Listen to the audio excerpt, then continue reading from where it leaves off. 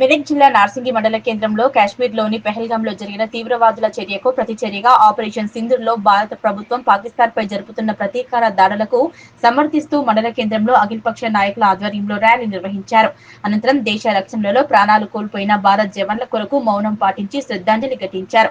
పాకిస్తాన్ జెండాను ఈ సందర్భంగా దహనం చేశారు. అనంతరం నాయకులు మాట్లాడుతూ పాకిస్తాన్ దుశ్చర్యలను తీవ్రంగా ఖండించారు. పాకిస్తాన్ ఇకనైనా తీవ్రవాద చర్యలను మానుకోవాలని, దాడులకు బాధ్యులైన మసూద్ అజహర్ తదితర ఉగ్రవాదులను భారతదేశానికి అప్పగించాలని డిమాండ్ చేశారు. భారతదేశంపై ఇకనైనా దాడులు మానుకోవాలని, లేకపోతే పర్యవసానాలకు సిద్ధంగా ఉండాలని హెచ్చరించారు. గతంలో కూడా భారతదేశంతో యుద్ధానికి పోయి పాకిస్తాన్ ను 2 ముక్కలు చేసుకున్నారని, ఈసారి మాత్రం అలా చేస్తే ప్రపంచ పటంలో పాకిస్తాన్ దేశం లేకుండా చేస్తామని హెచ్చరించారు. ఈ కార్యక్రమంలో అఖిలపక్ష నాయకులు, కార్యకర్తలు, ప్రజలు పెద్ద ఎత్తున పాల్గొన్నారు.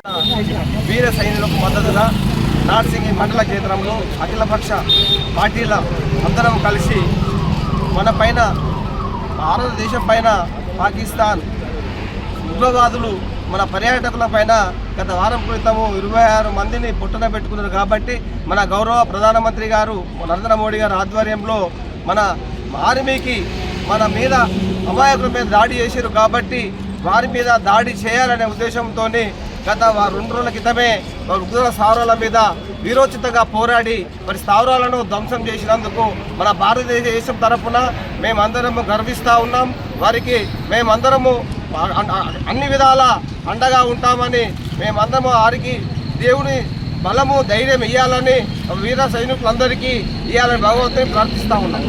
ఉన్నటువంటి పాకిస్తాన్ ఉగ్రవాదులు, పాకిస్తాన్ దేశం మన దేశం పైన, మన కాశ్మీర్ పైన, ఇతర రాష్ట్రాలపైన, బార్డర్ రాష్ట్రాలపైన డ్రోన్ ప్రయోగించి మన దేశాన్ని అంతరించాలని ట్రై చేస్తుంది. కాబట్టి దానికి ధీటుగా మన యొక్క జవాన్లు మొన్న వెళ్ళి వాళ్ళ సైనిక స్థావరాలను మొత్తం కూలగొట్టారు.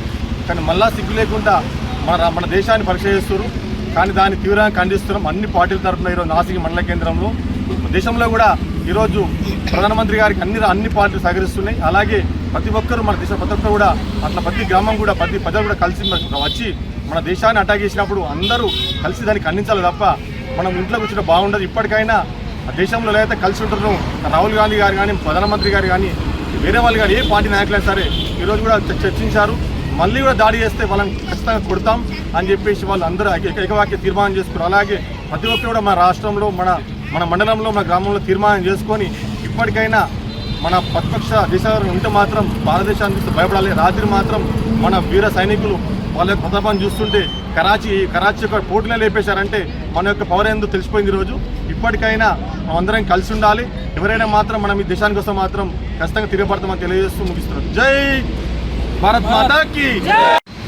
నార్సింగి మండల కేంద్రంలోని అఖిల పక్షాల ఆధ్వర్యంలో మొన్న జరిగినటువంటి పహల్గాం దాడులకు, ఉగ్రవాదుల దాడులు చేసి 26 మంది ప్రయాణికులను పొట్టన పెట్టుకున్నారు. అది కూడా మతం అడుగుతూ కల్మా చదవాలని కోరుతూ, కల్మా చదవకపోతే వీడు హిందూ అని గుర్తించి పాయింట్ లిప్పి కూడా చూసి వాళ్ళను అతి కిరాచకంగా భార్యల ముంగట, కుటుంబ సభ్యుల ముంగట అతి ఘోరంగా చంపివేసినారు. దీన్ని దృష్టిలో పెట్టుకొని మన ప్రధానమంత్రి నరేంద్ర మోడీ గారు ఆయన యొక్క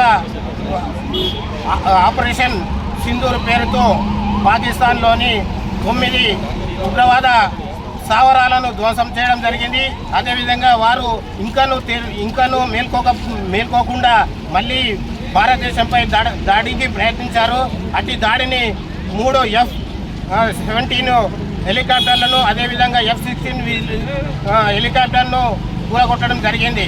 ఇక ముందు పాకిస్తాన్ వాళ్ళు భారత్పై దండయాత్ర చేస్తే రేపు రాబోయే రోజుల్లో పాకిస్తాన్ మన కనుసనలో కాదు మొత్తానికే కలపడకుండా పోతుంది.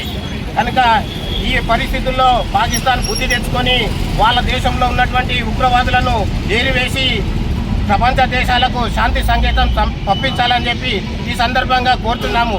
లేనిజో మీరు కనుమరుగవడం సత్యం.